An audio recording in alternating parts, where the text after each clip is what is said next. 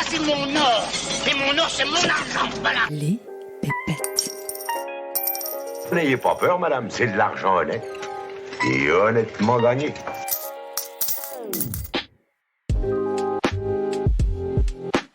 Bienvenue sur Les Pépettes, le podcast qui réconcilie sens et argent. Je m'appelle Audaine Guyenne et je suis entrepreneuse sociale. Je constate qu'il y a souvent une dissonance entre argent et sens. Comme si ça sonnait faux de générer de l'argent en exerçant une activité qui nous passionne et en ayant un impact positif sur la société. J'ai donc décidé de prendre le micro pour donner la parole à celles et ceux qui maîtrisent le sujet et qui peuvent nous offrir un nouvel éclairage sur l'argent et sur le sens qu'on lui donne. Et si après ça vous voulez encore plus de pépettes, retrouvez-moi sur Instagram, les pépettes podcast, où je serai ravie de papoter avec vous et d'approfondir les sujets qu'on aborde ici. Pour ce nouvel épisode un peu particulier, j'ai décidé de vous emmener dans ma tête, dans la tête des pépettes, pour vous partager les coulisses du podcast. Et oui, parce que les pépettes existent maintenant depuis 2 mois, et en 2 mois, j'ai été pas mal secouée. Bon, je vous rassure, dans les bons sens du terme, j'ai appris et compris beaucoup de choses depuis que je me suis lancée dans le podcast. Donc je suis ravie de faire le bilan en cette fin d'année pour vous partager tout ce que j'aurais aimé comprendre dès le départ pour créer un podcast à succès et aussi vous dévoiler ce qui se joue derrière cette saison 1. Alors déjà, ceux qui me suivent sur Instagram l'ont vu. J'ai mis beaucoup de temps à lancer ce podcast. Entre la première fois où j'en ai parlé et le moment où je l'ai lancé, il s'est passé 1 an et demi environ. J'en profite d'ailleurs pour faire un petit clin d'œil à Jérémy Clé du podcast Sens Créatif qui m'avait dit « Aude, il n'y a rien de pire qu'un podcast qui sent la sueur. À force de jouer la sécurité, tu vas perdre en énergie, donc vas-y, lance-toi. » Merci Jérémy de m'avoir poussé à me lancer. C'est vrai que la première grande difficulté que j'ai rencontrée, c'est celle d'arriver à dépasser mon perfectionnisme pour pouvoir lancer ce podcast et produire des épisodes. Et en même temps, ce que cette expérience m'a permis de réaliser, c'est que j'aime profondément prendre mon temps. J'aime le temps long. D'ailleurs, c'est la raison pour laquelle j'affectionne autant le format du podcast. On est sur un temps long et c'est ce qui nous permet de prendre le temps de la réflexion et de creuser un sujet en profondeur. Donc malgré les injonctions de la société à faire toujours plus vite, malgré aussi les conseils qu'on peut recevoir dans le milieu du podcast, si vous écoutez par exemple Mathieu Stéphanie, qui est une des pointures dans le monde du podcast, il vous dira qu'un épisode tous les 2 semaines, c'est bien trop peu pour arriver à percer dans ce milieu. Mais malgré tout ça, j'ai fait le choix de m'écouter et d'être là sur la durée. Comme on dit, ce n'est pas une course, mais un marathon. Alors au lieu de me comparer aux autres podcasteurs et de me demander c'est quoi la bonne fréquence de publication d'un podcast qui marche, je me suis avant tout demandé quel était le bon rythme pour moi, combien de temps j'avais envie d'allouer à ce projet selon mes ressources, selon mon niveau d'énergie, selon aussi mes engagements professionnels et personnels. Et c'est ce qui m'a permis de réaliser que le plus important finalement, c'est d'être à l'écoute de sa propre temporalité, en évitant bien évidemment que ça nous desserve et que ça nous empêche de faire des choses qui nous tiennent à cœur. Donc je suis partie sur un format de saison et sur un rythme de publication d'un épisode tous les 2 semaines.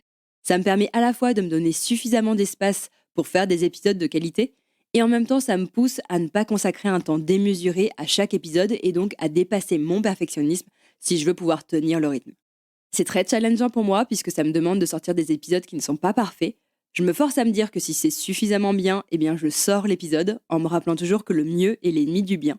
Si je veux pouvoir tenir sur la longueur, il faut que j'apprenne à lâcher prise et donc à m'arrêter quand je considère qu'un épisode est satisfaisant, même si ce n'est pas parfait, pour pouvoir ensuite passer à l'épisode suivant. Une autre chose qui me pousse à dépasser mon perfectionnisme, c'est que je réalise à quel point le fait d'être perfectionniste, ça me déconnecte de l'essentiel et de ce qui me procure du plaisir.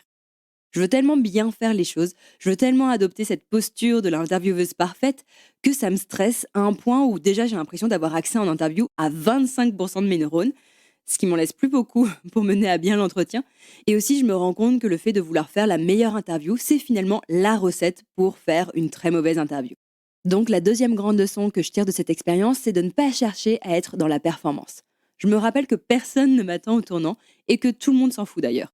Ça, c'est une vraie force quand on se lance et qu'on est inconnu au bataillon, c'est qu'on peut tester de nouvelles choses, comme ce format que je suis en train de vous livrer par exemple, et si ça ne fonctionne pas, si la sauce ne prend pas, les répercussions seront minimes, voire inexistantes. Au pire, ça touchera mon ego, mais je ne fais pas ça pour l'ego, je fais plutôt ce podcast pour nourrir mon âme et pas pour nourrir mon ego. Donc j'ai envie désormais de me lâcher davantage, de m'autoriser à faire des erreurs, d'être moins dans le contrôle, moins dans la performance, et aussi de me reconnecter au plaisir d'être là, de partager ce moment avec mon invité, de me reconnecter également à ce que j'ai dans le bide pourquoi j'ai lancé ce podcast et pourquoi je veux réconcilier sens et argent. Je suis convaincue que ça me permettra de vous livrer quelque chose de plus authentique, qui sera imparfait certes, qui sera rempli de maladresse, mais qui sera aussi beaucoup plus vrai.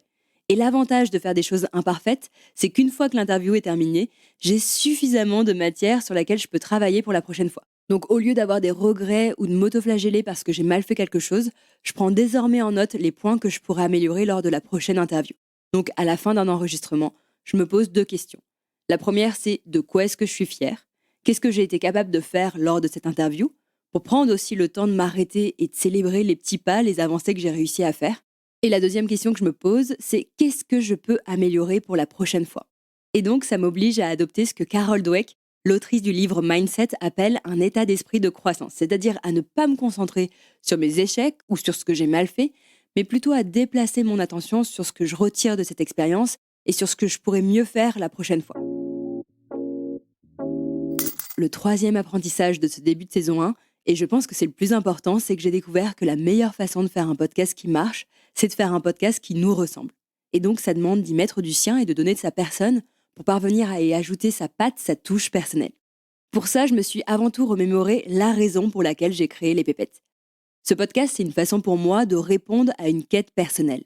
Celle de pouvoir remettre du sens dans ma vie sans me sentir limitée par l'argent. En me reconnectant à ce fameux pourquoi j'ai lancé ce podcast, ça m'a aidé au fur et à mesure des interviews à poser des questions plus personnelles.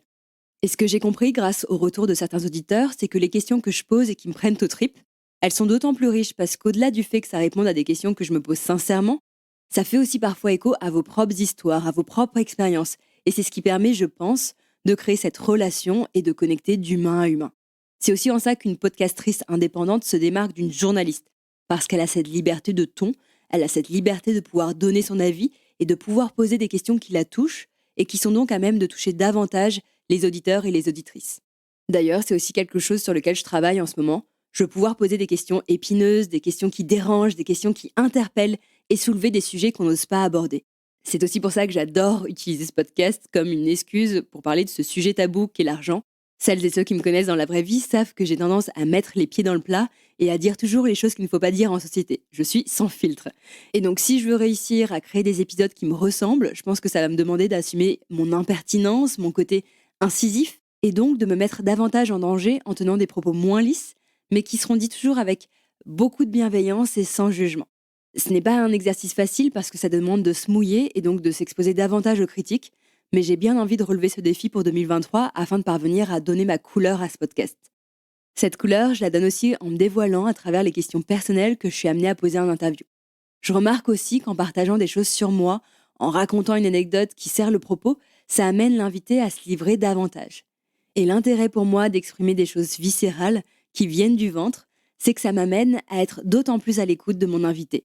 Alors j'essaye encore tant bien que mal de ne pas penser, de ne pas anticiper la question d'après, mais plutôt d'être pleinement présente avec mon invité. Et pour cela, je vais désormais m'obliger à ne plus prendre mon ordinateur pendant les interviews en présentiel, et je suis convaincue que ça va m'aider à être pendue aux lèvres de mon invité plutôt qu'être pendue à mes questions. Si j'arrive à faire ça, à être davantage connectée à l'instant présent, ça me permettra aussi d'être plus spontanée, de saisir la balle au bon quand l'invité me partage quelque chose d'intéressant, et donc de passer d'un format interview très scolaire à une réelle conversation. D'ailleurs, ça fait aussi partie des retours que j'ai reçus de la part d'auditeurs qui m'ont dit que je devrais parler davantage et être moins sur la retenue. Donc j'en prends note et je travaille dessus, mais c'est sûr que ça me demande aussi de dépasser ma peur du jugement et du regard de l'autre, et ce n'est vraiment pas simple pour moi de me mettre entre guillemets à nu. Donc cherche à trouver cet équilibre entre poser des questions qui vous servent, qui répondent à vos problématiques, et amener des questions qui me touchent personnellement et pour lesquelles j'ai vraiment envie de bénéficier du regard de mon invité. En se concentrant aussi sur des questions plus intimes, ça permet d'appliquer un filtre naturel qui vient faire le tri entre les questions superficielles et les questions les plus profondes. Et ça m'aide à identifier quelle est mon intention. C'est de dire qu'est-ce que je viens réellement chercher chez mon invité. Ceux qui me connaissent savent que j'ai toujours 1000 questions et quand j'ai fait mes premiers entretiens au départ, j'arrivais le jour de l'interview avec 30 questions plus 20 questions bonus. Ça n'avait aucun sens. Donc je ressortais toujours de l'interview en étant frustrée de ne pas avoir pu poser toutes mes questions. Et pendant l'interview, je pouvais aussi facilement me disperser et ne pas prendre le temps de vraiment comprendre la réponse de mon invité avant de passer à la question suivante. Et cette manière de faire, aujourd'hui, je réalise que c'est le meilleur moyen de faire une interview creuse, sans substance, parce qu'avec toutes ces questions préparées, je ne me laisse pas suffisamment d'espace pour m'arrêter sur les réponses de mon invité qui méritent d'être creusées, d'être approfondies. Et surtout, je ne laisse pas de place à la surprise, à la spontanéité et donc à la possibilité de trouver des pépites. Donc ce que je retiens, c'est de partir de soi, de ses propres questionnements. Ça peut sembler de prime abord contre-intuitif lorsqu'on prépare une interview parce que jusque-là, je partais de mon invité, je créais mes questions à partir du parcours de mon invité, jusqu'à ce que je comprenne que ce qui fait une conversation riche, c'est lorsqu'on arrive à créer cette rencontre entre soi et son invité. Donc maintenant, j'identifie dans le parcours de mon invité les éléments qui vont me permettre de répondre à mes questions viscérales, et en faisant ça, ça donne ensuite naturellement une direction, un angle, un arc narratif à cette interview auquel je peux facilement me rattacher, tout en me laissant parfois la possibilité de bifurquer si mon invité m'emmène ailleurs, et si ça vaut le coup d'y aller et de m'engouffrer dans cette brèche. Mais dans tous les cas, j'essaye dorénavant de ne pas perdre de vue mon intention et de me souvenir, quand je perds pied en interview, de la substance, de la moelle que je viens chercher auprès de mon invité.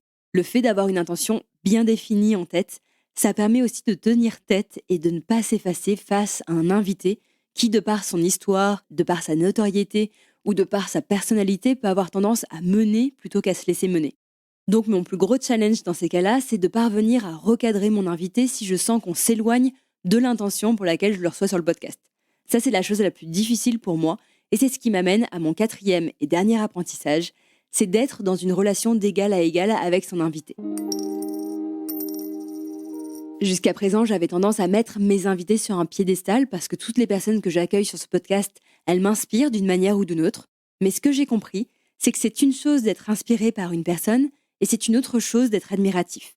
Le problème d'avoir mis mes invités sur un piédestal, c'est que je pensais au départ que ça les valoriserait et donc ça les mettrait en confiance pour se livrer au micro des pépettes. Mais ce que je remarque, c'est que quand on admire une personne, quand on l'érige en super-héros, ça crée une distance avec cette personne et donc on n'arrive pas à connecter avec elle. Alors que ce que je cherche à faire avec ce podcast, c'est tout l'inverse. C'est de réussir à créer une proximité avec mon invité pour qu'il se sente suffisamment à l'aise pour se confier à mon micro, pour partager des choses passionnantes, pour répondre à des questions plus sensibles, plus délicates, et pour que vous puissiez vous aussi vous identifier à travers son histoire. Donc la clé pour moi, ça a été de me rappeler que je suis certes dans une posture d'étudiante, je cherche à apprendre beaucoup de choses de mes invités, mais je n'ai pas non plus à rougir de mon parcours et donc à me placer en position d'infériorité.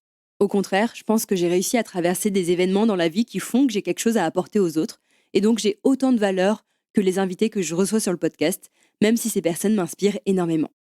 Et le fait de me reconnecter à ma valeur, à ce que je peux apporter et apprendre aux autres, ça m'aide à ne pas me dévaloriser, à avoir une meilleure estime de moi-même et donc à être dans une relation d'égal à égal avec mon invité. Et je pense que c'est une condition nécessaire pour faire en sorte que chacun puisse se mettre au diapason de l'autre lors de l'interview et créer une connivence qui sera propice à un échange plus intime et donc plus intéressant pour vous comme pour moi. Donc en résumé, ces premiers épisodes que vous avez peut-être déjà écoutés m'ont permis de comprendre que l'essentiel, c'est d'être à l'écoute de soi, de prendre du plaisir, de faire quelque chose qui nous ressemble et aussi de se reconnecter à sa valeur pour parvenir à créer une connexion avec l'invité et ainsi créer des épisodes plus profonds et plus humains. Donc pour la suite de cette saison, ça va me demander de faire davantage appel à mon ventre et à mon cœur plutôt qu'à ma tête. Et au lieu de vouloir à tout prix gommer les facettes de ma personnalité qui dérangent ou que je n'assume pas, mon objectif pour 2023, c'est d'avoir une approche beaucoup plus incarnée et donc de chérir et cultiver ces aspérités afin de donner du relief, de la saveur aux pépettes pour faire en sorte que ce ne soit pas un énième podcast sur l'argent. Voilà, c'est le défi que je me donne pour 2023. Ça va me demander d'oser, de me dépasser, mais je suis ravie de pouvoir relever ce challenge et de partager avec vous mes avancées et ce processus de création. D'ailleurs, dites-moi sur Instagram si cette première capsule dans la tête des pépettes, ça vous a plu.